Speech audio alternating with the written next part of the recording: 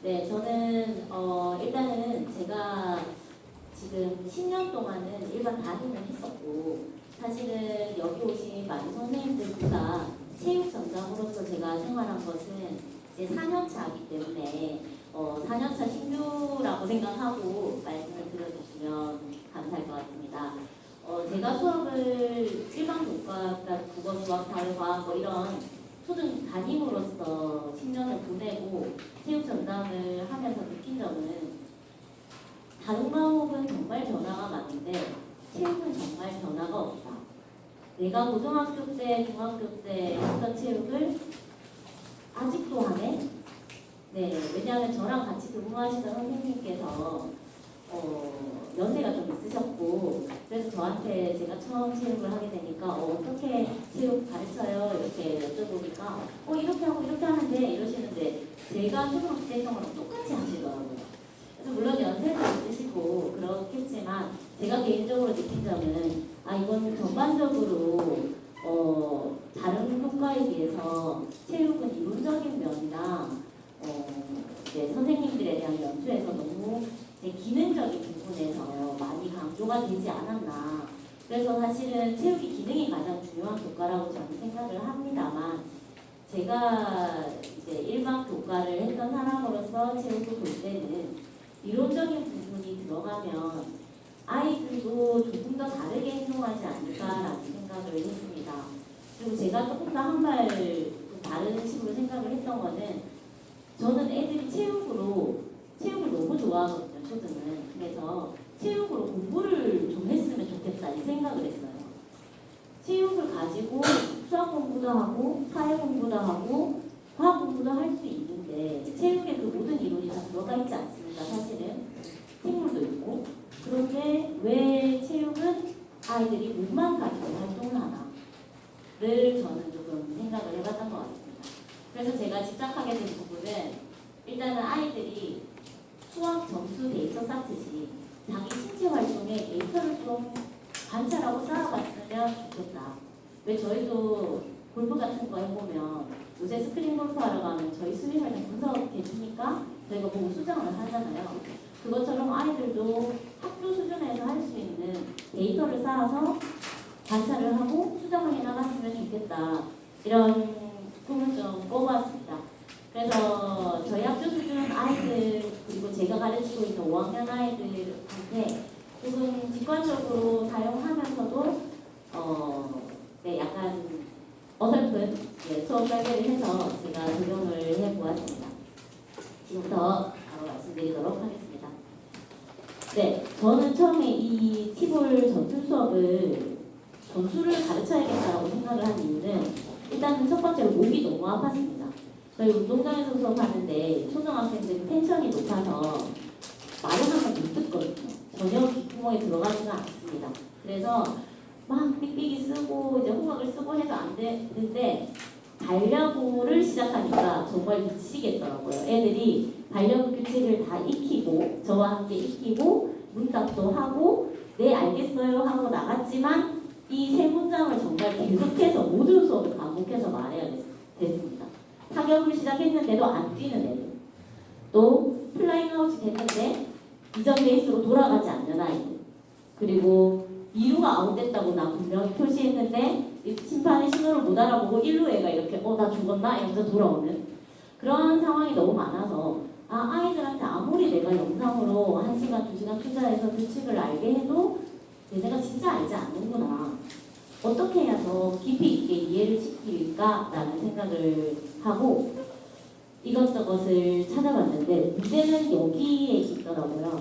그러니까 이 친구들이 반려구를 했을 때 자기가 왜 뛰어야 되고 이 스포츠의 목적이 무엇이고 이 종목에서 어떤 것을 해야 하기 때문에 내가 이렇게 행동해야 된다에 대한 목적의식이 없이 규칙만 익히니까 친구들이 뛰어야 되는 줄 모르는 거죠. 그래서 이 스포츠 문해력이라는 이 스포츠 리터러시라는 개념은 서울대학교의 체육교육과 교수님이신 최희창 교수님께서 이제 기존에 있던 이 피지컬 리터러시라는 개념에서 인문학적 소양과 이 정서적 소양을 더해서 발전시킨 개념입니다. 그래서 이 개념이 친구들한테 필요하구나라는 생각을 했습니다.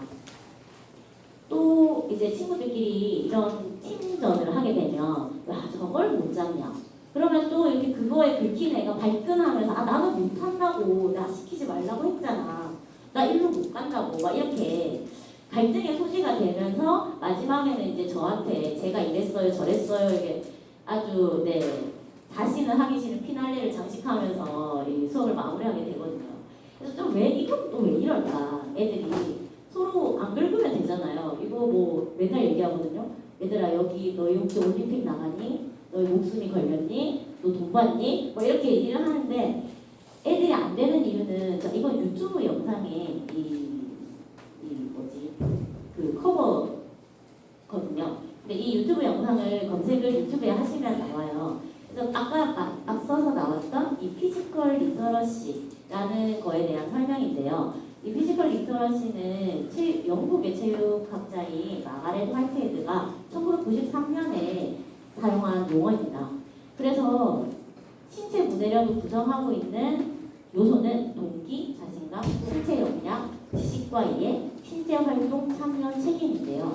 이러한 요소들을 학생들이 생활 속에서 체육을 통해서 자연스럽게 저희는 접하도록 하고 있지만 사실은 이것을 딱 명문화해서 이렇게 해야 한다가 드러나지가 않은 거죠. 기존 체육 교육에서 제가 느끼기에는 강조를 이론적으로는 많이 했지만 교육과정에 녹아내려고 하고 저희 성취 기준에도 다 해당되지만 실제로 수업의 모든 과목 과정에 단지 사회성을 기른다.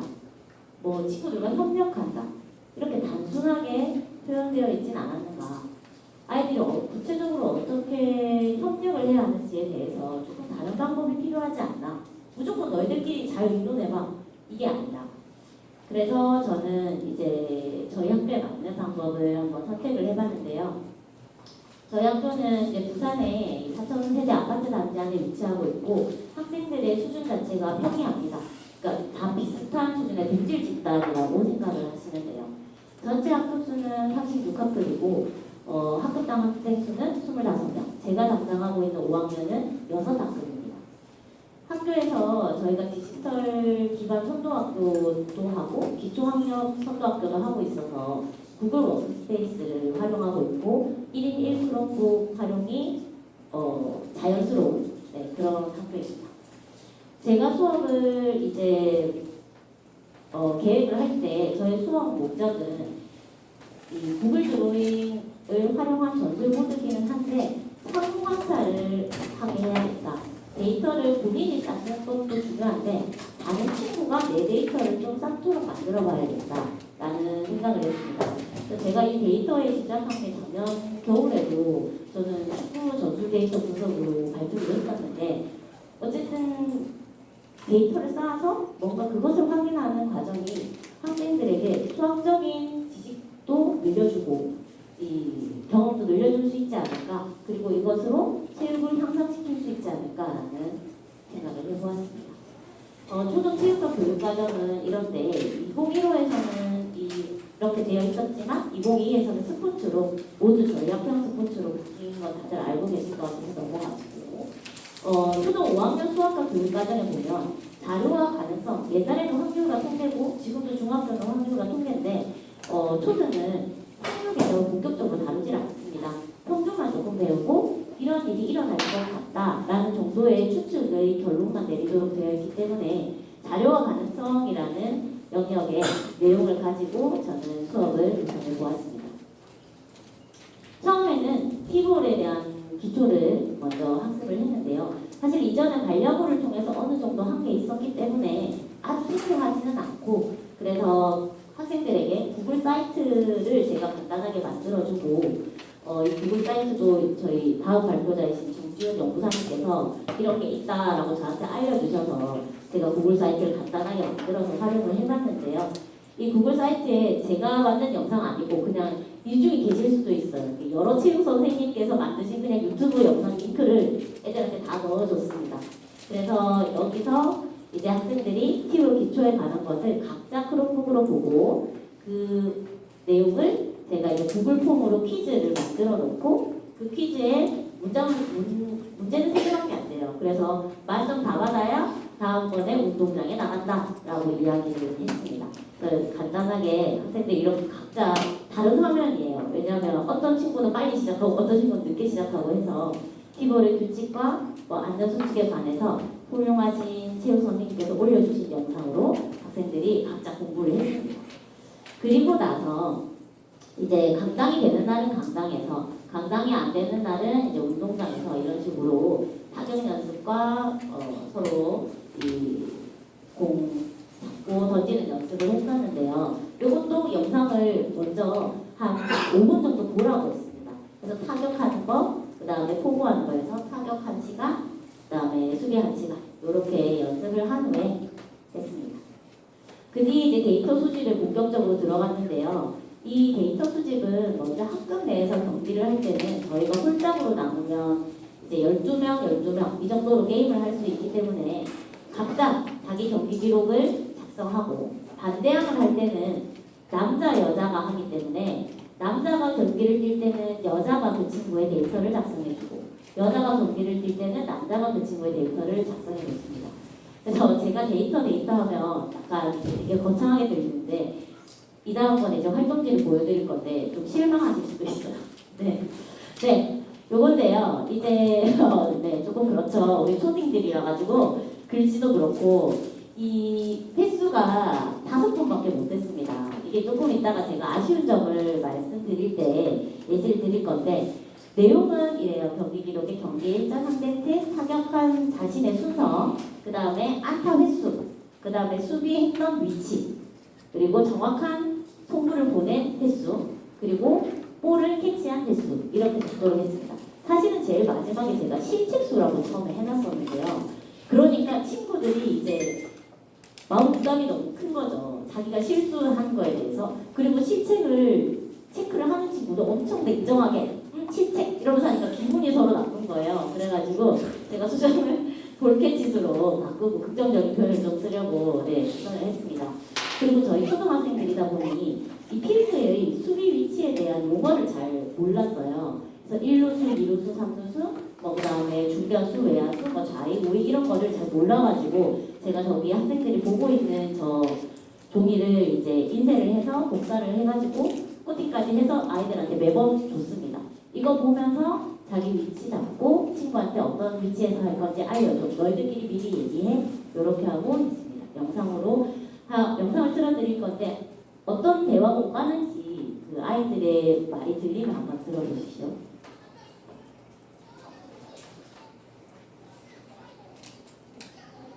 네. 그럼 제가 그냥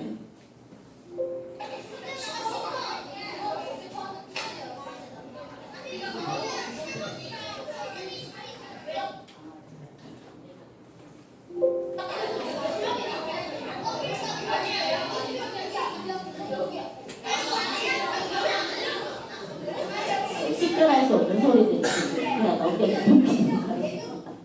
네, 어떤 얘기들이 오갔냐면, 아니야 너는 뭐 1루로 가야 돼, 너는 수비를 잘하니까 너는 어디로 가야 돼, 이런 얘기를 이제 자기들끼리 하고 있는 겁니다.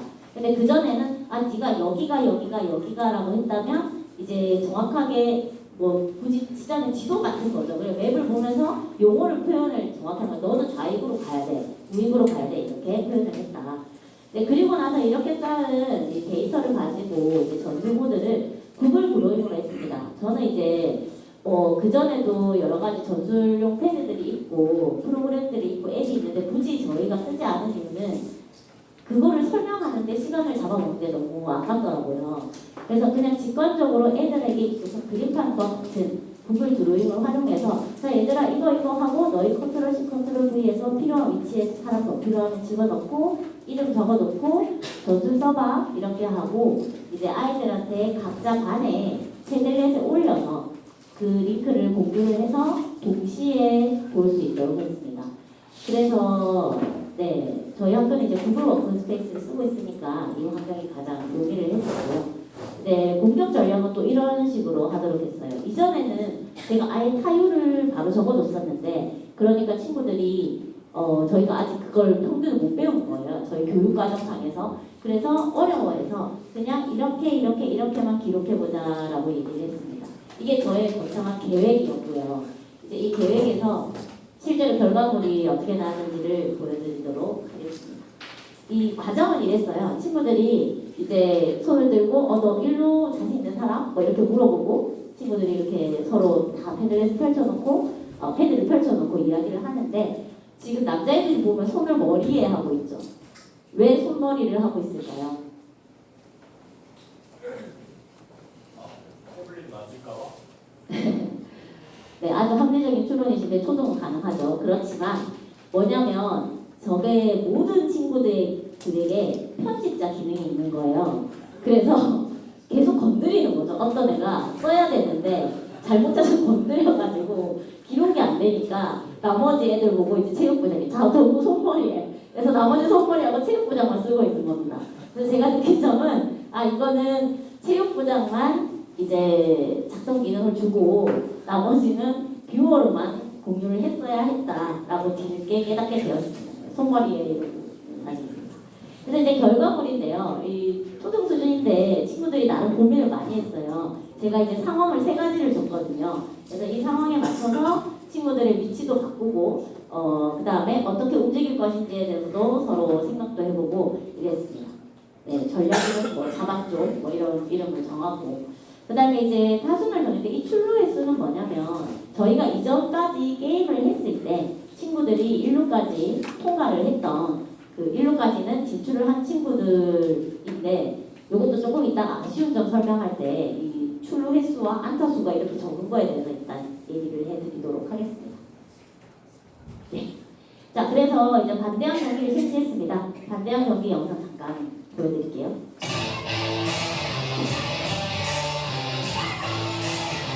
이게 준비운동 때 이렇게 엄청 가열됐었어요, 애들이.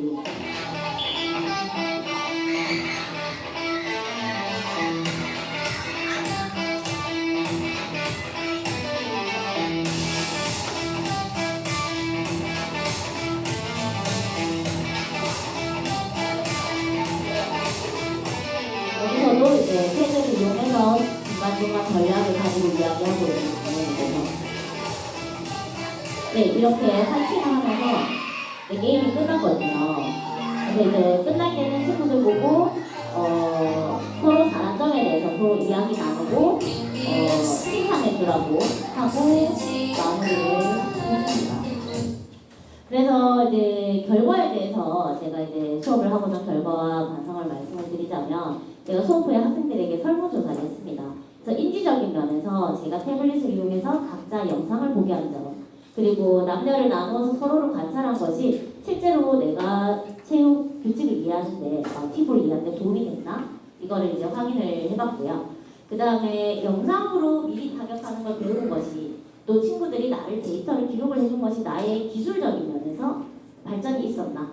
그거를 하도록 했고요. 마지막으로 이제 정규적 영역에서 흥미가 생겼는지 앞으로도 더 하고 싶은지 이런 것을 문의를 했습니다. 근데 이렇게 묶어서 보면 별로 저희가 이제 뭐 이랬네 정도인데 제가 남녀를 한번 나눠서 다시 분석을 해봤거든요. 그래서 조금 가독성이 떨어지니까 제가 읽어드리면 남자애들은 월등하게 몰입도와 만족도가 높습니다. 영상을 분석한 것도 높고 객관식 문화에서. 근데 여자친구들은 전반적으로 긍정적이지만 잘 모르겠다. 네. 그리고 솔직한 피드백이 굉장히 많았어요. 잘 모르겠고 나는 내가 제대로 해서 내가 그렇게 한 게 친구들이 나를 제대로 본 건지 잘 모르겠다. 뭐 이런 얘기가 많았습니다. 또 자유응답 문항에 제가 항상 이유를 물었거든요. 왜 그렇게 생각하냐? 왜 좋았다고 생각하냐? 뭐 왜 안 좋았다고 생각하냐? 물으니까 남자친구들은 다 긍정적이기 때문에 긍정적으로 답변해요. 실전에 수월하게 도움이 됐고 뭐 어쩌고저쩌고 있습니다. 근데 여자친구들은 나는 다 같이 듣는 게 좋다. 왜냐면 여자친구들은 다 같이 들어도 집중을 하거든요. 근데 남자친구들은 집중을 안 해요. 자기 거를 디지털 기기를 개인이 씀으로 인해서 오는 분명한 그 이끌림이 남자애들은 더 효과가 있습니다. 그래서 이런 답변이 나온 것 같아요. 그리고 이제 기록의 정확도가 부족했다. 효과에 의문이 있다. 라는 얘기가 있는데 이 효과의 의문은 왜 나오냐면 제가 이제 성찰 부분에서 말씀을 드릴게요. 일단 초등학생에게 남을 꾸준히 관찰하는 건 힘든 일입니다.